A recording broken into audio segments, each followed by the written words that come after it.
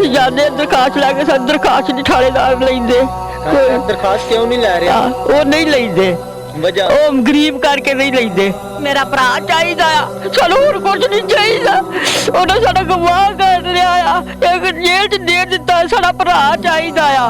ਮਸੀਹ ਹੋਣ ਦੇ ਨਾਤੇ ਤੁਹਾਨੂੰ ਤੰਗ ਕੀਤਾ ਜਾ ਰਿਹਾ ਜਾਂ ਵੈਸੇ ਤੁਹਾਡਾ ਕੋਈ ਪਰਸਨਲ ਕੋਈ ਲੜਾਈ ਝਗੜਾ ਚੱਲ ਰਿਹਾ? ਉਹ ਚੂੜਿਆ ਤੋਂ ਸਵਾਹ ਨਹੀਂ ਹੁੰਦਾ, ਚੂੜੇ ਆਂਦਾ। ਅਸੀਂ ਜੇ ਚਾਹੁੰਦੇ ਵੀ ਸਾਡਾ ਭਾਈ ਜਿਹੜਾ ਨਾ ਸਾਨੂੰ ਲੱਭਣਾ ਚਾਹੀਦਾ, ਸਾਨੂੰ ਇਨਸਾਫ ਲੱਭਣਾ ਚਾਹੀਦਾ। जी नाज़रीन, मसीह यीशु के खूबसूरत नाम में आप सबकी सलामती हो। इस वक्त मैं 222 चक गाफ बे में मौजूद हूँ, जो कि समंदरी थाना तरहानी की हदूद में आता है। रियाज मसीह को 24 जून को अगवा कर लिया गया था। जब ये फैमिली जो है वो थाना तरहानी में जाती है, अपनी एप्लीकेशन लेके, अपनी दरख्वास्त लेकर जाते हैं। अभी तक नाजरीन थाना तरखानी के जो SHO साहब हैं, उन्होंने अभी तक इस फैमिली की जो FIR है वो नहीं काटी है। इनका लड़ाई झगड़ा क्यों शुरू हुआ है, इसके पीछे वजूहात क्या हैं, इनसे जानते हैं। कि बताया जाता है कि जिस गांव में ये रह रहे हैं, अरसे से ये जिम्मेदारा कर रहे हैं, ये अपना जिम्मेदारा करते हैं। तो जो गांव के जिम्मेदार हैं वो इन्हें ये कह रहे हैं कि आप मसीही हैं, जिम्मेदारा करना आपका काम नहीं है।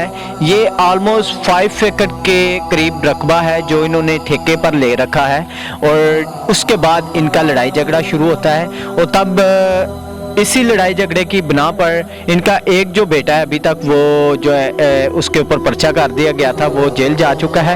और जो दूसरे हैं घर में आते हैं और घर से उठाकर अगवा करके लेके जाते हैं। और 8-10 दिन हो गया नाजरीन, अभी तक ना तो FIR काटी जा चुकी है, ना ही इस फैमिली का जो बेटा रियाज मसीह है उसका अभी तक कुछ पता चल पाया है। जी माँ जी, मैनू दसो, रियाज मसीह नू किस दिन घरों चुक के लैके गए ने ते किन्ने लोग सन? 24 तरीक ਸੀ, 24 ਤਰੀਕ ਤੇ ਦੁਨੀਆ ਬਹੁਤ ਬਾਜ਼ਾਰ 'ਚ ਖਲੋਤੀ ਸੀ। ਹਫਤੇ ਦਾ ਵਾਰ ਸੀ, ਬਹੁਤ ਦੁਨੀਆ ਬਾਜ਼ਾਰ 'ਚ ਖਲੋਤੀ ਸੀ। ਤੇ ਉਹ ਅਸੀਂ ਰੋਣਾ ਕਲਾਣਾ ਕੀਤਾ ਤੇ ਸਾਡਾ ਰੋਣਾ ਕਲਾਣਾ ਨਹੀਂ ਸੁਣਿਆ, ਸਾਡਾ ਰੋਣਾ ਕਲਾਣਾ ਨਹੀਂ ਸੁਣਿਆ। ਅਸੀਂ ਜਾਂਦੇ ਦਰਖਾਸਤ ਲੈ ਕੇ, ਸਾਨੂੰ ਦਰਖਾਸਤ ਨਹੀਂ ਥਾਣੇਦਾਰ ਲੈਂਦੇ। ਦਰਖਾਸਤ ਕਿਉਂ ਨਹੀਂ ਲੈ ਰਿਹਾ? ਉਹ ਨਹੀਂ ਲੈਂਦੇ, ਵਜ੍ਹਾ ਉਹ ਗਰੀਬ ਕਰਕੇ ਨਹੀਂ ਲੈਂਦੇ। ਇਹ ਗਰੀਬ ਆ ਤਾਂ ਕਰਕੇ ਨਹੀਂ ਲੈਂਦੇ। ਰਿਆਜ਼ ਮਸੀਹ, ਹਾਂਜੀ, ਬਾਸ ਵੀ ਕਰਦਾ ਸੀ। ਇੱਕ ਸਾਡਾ ਜੇਲ੍ਹ 'ਚ ਦੇ ਦਿੱਤਾ ਤੇ ਇੱਕ ਸਾਡਾ ਦੇ ਦਿੱਤਾ, ਗਵਾਹ ਕਰਕੇ ਲੈ ਗਿਆ। ਉਹਨਾਂ ਆਪ ਖੁਦ ਗਵਾਹ ਕੀਤਾ ਆ, ਇੱਕ ਖੁਦ ਗਵਾਹ ਕੀਤਾ। ਲੋਕ ਸਨ ਜਿਹੜੇ ਗਵਾਹ ਕਰਨ ਆਏ ਸਨ, ਉਹਨਾਂ ਦੇ ਨਾਮ ਪਤਾ ਨਹੀਂ ਤੁਹਾਨੂੰ? ਪਤਾ, ਅੰਬਰ ਹਾਂਜੀ ਤੇ ਇਮਰਾਨ। ਆਮਰ ਤੇ ਇਮਰਾਨ ਨੇ ਅਗਵਾ ਕੀਤਾ ਹੈ। ਹਾਂਜੀ। SHO ਨੂੰ ਜਾ ਕੇ ਦੱਸਿਆ ਸਾਜੇ ਕਿ ਇਮਰਾਨ ਤੇ ਆਮਰ ਅਗਵਾ ਕਰਕੇ ਲੈ ਗਏ ਨੇ, ਤੇ SHO ਕਿਉਂ ਨਹੀਂ ਤੁਹਾਡੀ ਦਰਖਾਸਤ ਕਰ ਰਿਹਾ? ਰਾਤੀ ਉਹਦੇ ਪੇਸ਼ ਹੋਈ ਆ ਮੈਂ। ਹਾਂਜੀ। ਉਹਨੇ ਆਖਿਆ ਵੀ ਤੁਸੀਂ ਕੱਲ ਨੂੰ ਆਇਓ, ਕੱਲ ਨੂੰ ਤੁਸੀਂ ਇੱਥੇ ਟਾਈਮ ਆਉਣਾ ਆ।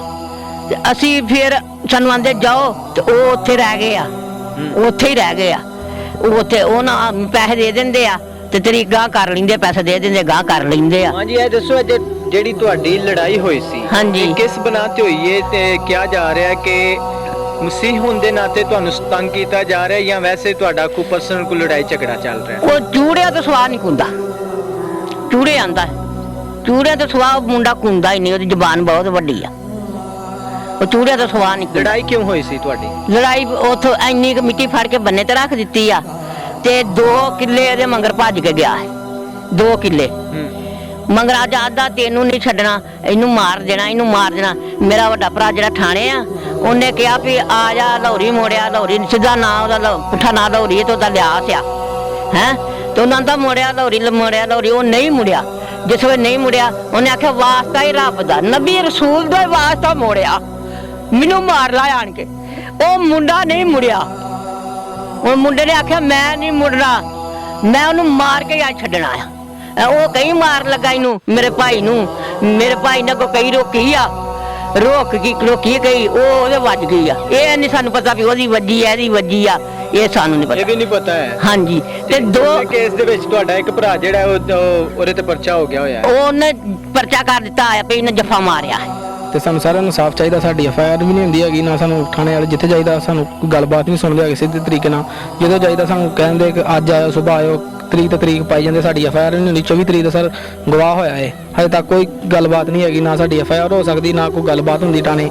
ਜਿੱਥੇ ਜਾਂਦਾ ਵੀ ਬਾਜ਼ਿਆਬ ਨਹੀਂ ਹੋਇਆ। ਨਹੀਂ ਸਰ। SHO ਕਹਿੰਦਾ ਕੀ ਹੈ?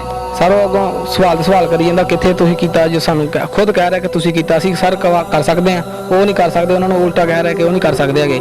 ਲੇਕਿਨ ਫਿਰ ਸਰ ਅਸੀਂ ਖੁਦ ਨਹੀਂ ਕਰ ਸਕਦੇ ਹੈਗੇ।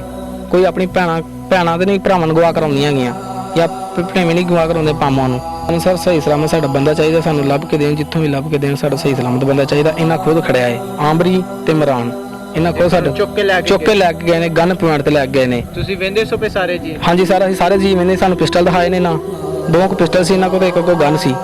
ਥਾਣੇ ਜਾ ਕੇ ਦੱਸਿਆ ਸਾ ਜੀ? ਹਾਂਜੀ ਥਾਣੇ ਦਾ ਆ ਕੇ ਦੱਸਿਆ ਸਰ ਜੀ, ਇਹਨਾਂ ਤਫਤੀਸ਼ ਵੀ ਕੀਤੀ, ਇੱਥੇ ਪਿੰਡ ਜਾਣ ਕੇ ਵੀ ਕੀਤੀ ਹੈ, लेकिन फिर भी साडा कोई इंसाफ नहीं आएगा।